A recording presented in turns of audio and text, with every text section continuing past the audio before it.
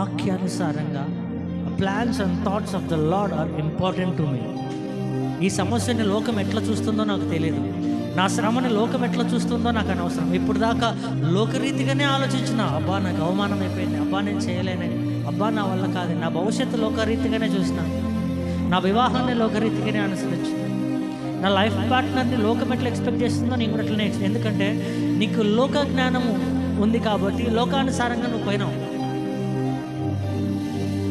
ఈరోజు నువ్వు ఒక నిర్ణయం తీసుకుంటావు, ప్రభా ఏదైనా నీ ఆలోచన ప్రకారమే, ఆ plans and thoughts of the lord. మరి లోక జ్ఞానం తెలుసుకోవాలంటే లోకంతో పాటు పోవాలా? మరి దేవుని యొక్క ఆలోచన తెలుసుకోవాలన్నప్పుడు ఎవరితో పాటు నడవాలా? వాక్యము తెలుసుకోవాలా, దేవుడు ఏమనుకుంటున్నాడో తెలుసుకోవాలా, దేవుని ఆలోచన ఏమైందో తెలుసుకోవాలి, దేవుని ఉద్దేశములు ఏమైనా తెలుసుకోవాలి. అందుకే మనం ఈరోజు అబ్రహాం గురించి చూసి ఉన్నాం.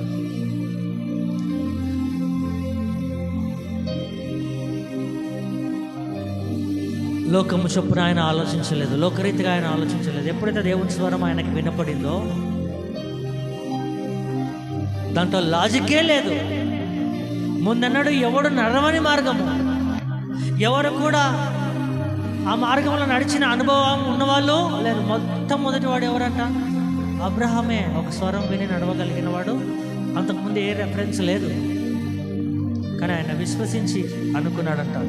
లోకానికి వ్యతిరేకంగా, లోకానికి వేరే ముందన్నాడు ఎవడు ఎరగని మార్గం.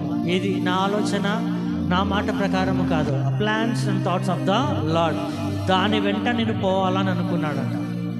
మరి లోకానికి ఆ నిర్ణయము వెరితనంగా కనిపించచ్చు, ఎందుకంటే లోకానికి అనుభవము, లోకానికి ఆ మాట వెరితనంగా కనిపించచ్చు. కానీ అబ్రహాంకి అర్థమైనా కాకపోయినా, సందేహాలున్నా, ఎన్ని శ్రమలు సమస్యలు ఎదురైనా, మల్టిపుల్ ఆప్షన్స్ మధ్యలో ఎన్ని వచ్చినా ఎక్కడ డైవర్ట్ కాకుండా the plans and thoughts of the lord, దేవుడి ఆలోచన నిర్ణయాల ప్రకారమే నడవాలని అనుకున్నాడంట. లాస్ట్కి దేవుడు ఏ మాట అయితే ఇచ్చినాడో, ఏ వాగ్దానం అయితే ఇచ్చినాడో దాన్ని ఆయన నిలబెట్టినాడంట. దేవుడి మాట